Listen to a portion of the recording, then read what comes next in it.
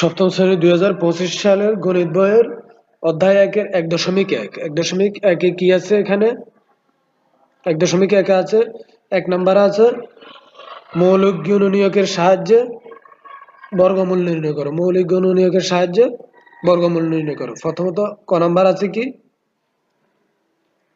169। দেখো মৌলিক গুণনীয়ক অর্থাৎ যে সংখ্যাগুলো দ্বারা ভাগ করব সেগুলো হবে মৌলিক সংখ্যা। মৌলিক সংখ্যা কি? যে সংখ্যাকে 1 এবং ওই সংখ্যা ছাড়া আর কোনো সংখ্যা দ্বারা ভাগ করা যায় না, এগুলো হচ্ছে মৌলিক সংখ্যা। দেখো এখানে প্রথম মৌলিক সংখ্যা হচ্ছে কত? মৌলিক সংখ্যাগুলো হচ্ছে 3, 5, 7, 11, 13, এভাবে অসংখ্য আরো রয়েছে। দেখো প্রথমত এখানে 3, আমরা যদি 3 দ্বারা 169কে ভাগ করি এটা ভাগ যায় না। তারপর 5 দ্বারা করলেও ভাগ যাবে না, 7 দ্বারা এটাকে ভাগ যাবে না, 11 দ্বারা ভাগ করলেও যাবে না। এই যে 13 দ্বারা ভাগ করলে কিন্তু 169 মধ্যে ভাগ যাবে 13।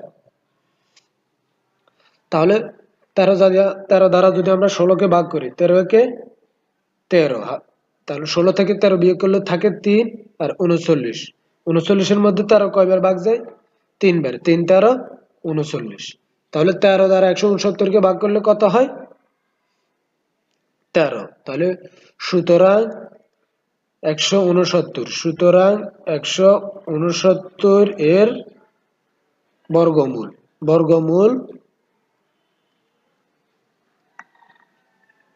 এটা হচ্ছে বর্গমূলের চিহ্ন। বর্গমূল কত হবে? 13। বর্গমূল 13। এবার আসো খ নাম্বার। খ নাম্বার কত? 529। 529।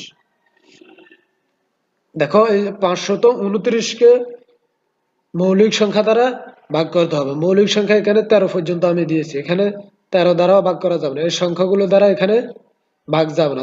ভাগ যাবে কত? 23 দ্বারা। ভাগ যাবে 23 দ্বারা। দেখো 23 দ্বারা যদি আমরা 529কে ভাগ করি, 23 52 মধ্যে কয়বার যায়? 23 দ্বিগুণে 46। 23 দ্বিগুণে 46। এই যে 2 থেকে 6 বিয়োগ করা যায় না, 1 হাওলাত নিলে 12। 12 থেকে 6 বিয়োগ করলে 6। এখানে হাতে রেখে এখানে যোগ করলে 5। 5 থেকে 5 বিয়োগ করলে 0। তারপর উপরে হচ্ছে কত? 9। তাহলে আমরা 9টা নামাবো। 23 দ্বারা 69 এর মধ্যে কয়বার ভাগ যায়? 3 বার। 3 23 69। 3 23 69। তাহলে এখানে 23 দ্বারা 529কে ভাগ করলে কত হবে? 23। সুতরাং 529 এর বর্গমূল কত হবে? 529 এর বর্গমূল হচ্ছে 23।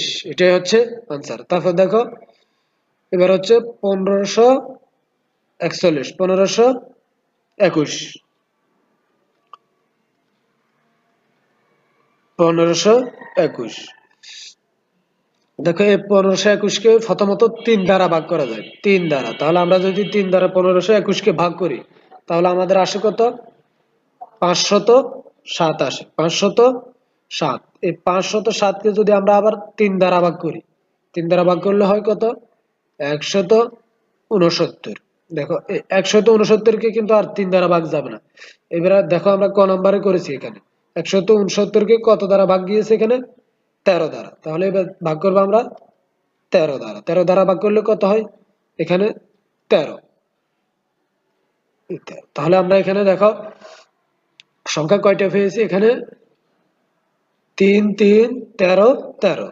তাহলে এখানে 3 গুণন 3, তারপর হচ্ছে 13 গুণন 13।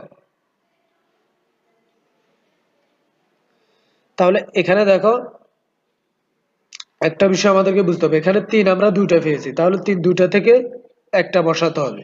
যতগুলোই হোক একের অধিক হলে একটাই বসাতে হবে। তাহলে 3।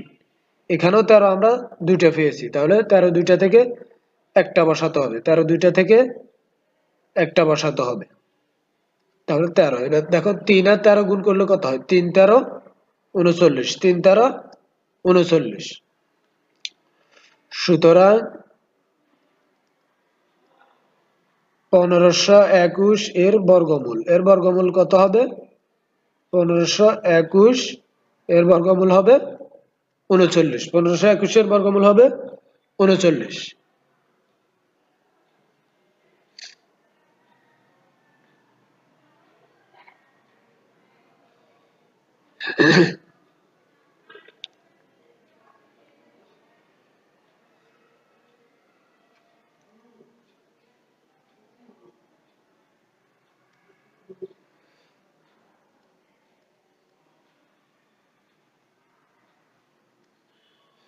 দেখো এবার হচ্ছে ঘ নাম্বার। ঘ নাম্বারে আছে কত? 11,025। আমরা এটাকে এখন ভাগ করবো। 11,025 এটাকে কিন্তু 3 দ্বারা ভাগ করা যায়। 3 দ্বারা ভাগ করলে কত হয়? 11,025 কে 3,675 হয়। 3,675। দেখো এটা তোমরা ক্যালকুলেটরের সাহায্যে ভাগ করে নিতে পারো। এখানে ভাগ করতে গেলে ভিডিওটা অনেক বড় হয়ে যাবে। তারপর দেখো এখানে 3,675, এখানেও 3 দ্বারা ভাগ করা যায়। ভাগ করলে কত হয়? 1225 হয়। 1225। দেখো এখানে আর 3 দ্বারা ভাগ করা যাবে না, এবার যাবে 5 দ্বারা ভাগ। 5 দ্বারা ভাগ করলে কত হয়? 245। এই 245 কে 5 দ্বারা ভাগ করলে কত হয়? 49। কত হয়? 49। এই দেখো এবার 49 কে কত দ্বারা ভাগ যায়? 7 দ্বারা ভাগ যায়। 7 7 49। 7 7 49। তাহলে এ হচ্ছে 7। এবার দেখো আমরা এখানে কি, এখানে আমরা কি পেয়েছি? 3 3 গুণন 3, তারপর হচ্ছে 5 গুণন 5, তারপর হচ্ছে 7 গুণন 7। তাহলে এখান থেকে আমরা 3 দুইটা থেকে একটা লিখবো। গুণন, দেখো এখানে কোনো চিহ্ন নেই মানে কি রয়েছে? এখানে গুণ রয়েছে। তারপর হচ্ছে এখানে 5 দুইটা থেকে একটা নেব, তারপর 7 দুইটা থেকে একটা নেব। তাহলে আমরা এখন এটা গুণ করি।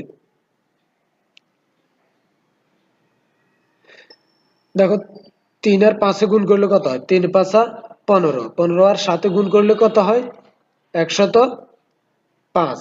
105 হয়। দেখো এই 5 7 35 এর 5 হাতে আছে 3, 7 থেকে 7, 7 আর 3 10। তাহলে কত হয়েছে এখানে? 105। সুতরাং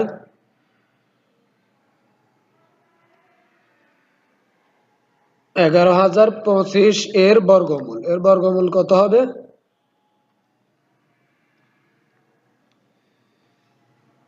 এর বর্গমূল হবে